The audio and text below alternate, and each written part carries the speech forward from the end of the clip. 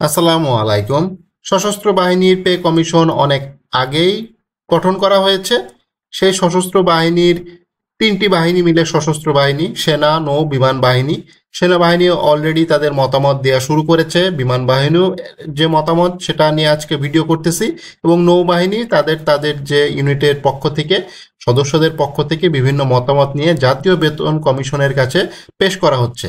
তো আজকে যে ভিডিওটা সেটা হচ্ছে সশস্ত্র বাহিনী বেতন কমিশনের নিকট বাংলাদেশ বিমান বাহিনীর সর্বোচ্চ যে সেনা সদস্যের বেতন ভাতা ও পেনশন সংক্রান্ত সুপারিশমালা উপস্থাপন করা প্রসঙ্গে। এটা 25 আগস্ট 2025 সালে একটা চিঠি বের হয়েছে।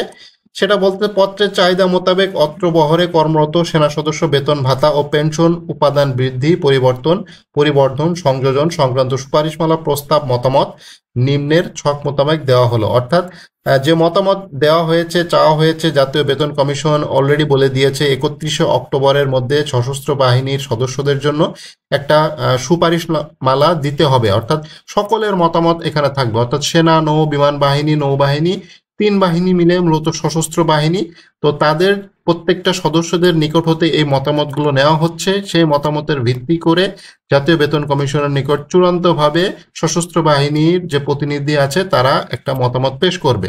তো বিমান বাহিনী যে মতামতটা দিয়েছে, বিমান বাহিনীর যারা বিমান সেনা আছে বর্তমানে, তো অনারি লেফটেন্যান্ট সর্বোচ্চ হার 42,890 বর্তমানে চলতেছে।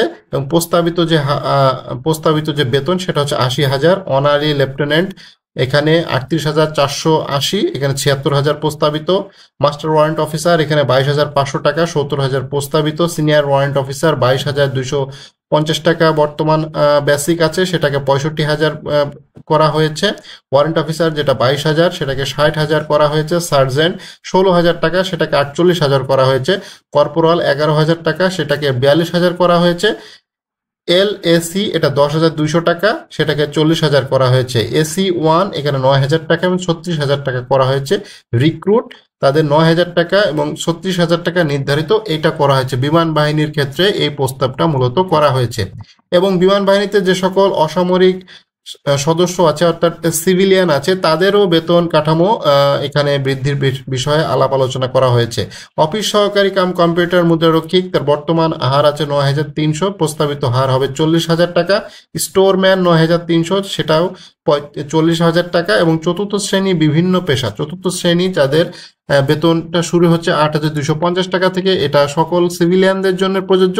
তাদেরকে সরাসরি প্রস্তাবিত হার করা হয়েছে 35,000 টাকা।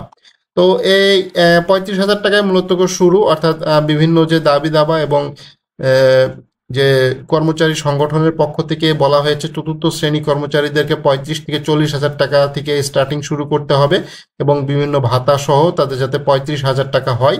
এবং এখানে যে প্রস্তাবিত হার বলা হয়েছে এটা কিন্তু ভাতা সহ, অর্থাৎ বিভিন্ন ভাতা, এখানে বাসা ভাড়া ভাতা, চিকিৎসা ভাতা, এছাড়া শিক্ষা ভাতা, ঝুঁকি ভাতা এবং সশস্ত্র বাহিনী যেহেতু এখানে রেশন সুবিধা পেয়ে থাকে, সকল ভাতা মিলে কিন্তু এই টাকাটার কথা বলা হয়েছে।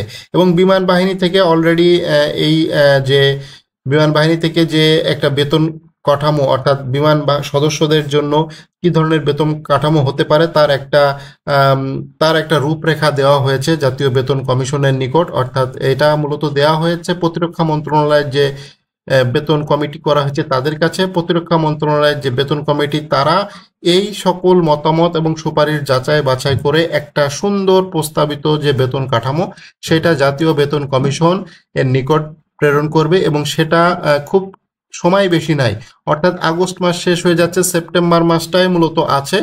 এবং 31শে অক্টোবরের মধ্যে আর মাত্র 1 মাস থেকে 2 মাসের মতো সময় আছে।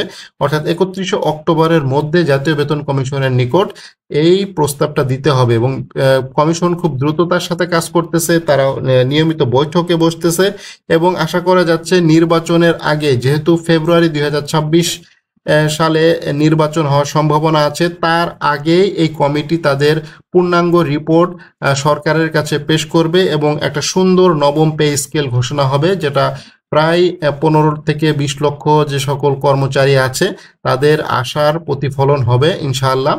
তো এই ধরনের প্রস্তাব বিভিন্নভাবে আসতেছে, সুপারিশমালা বিভিন্নভাবে আসতেছে। ফেসবুক, ইউটিউবে তারা যে সকল সরকারি কর্মচারী আছে তারা তাদের মতামত তুলে ধরতেছে। বিভিন্ন কর্মচারী সংগঠন আছে, সচিবালয় বিভিন্ন সংগঠন আছে, তারা তাদের পক্ষ থেকে বিভিন্ন মতামত জাতীয় বেতন কমিশনের নিকট নিয়মিত তুলে ধরতেছে।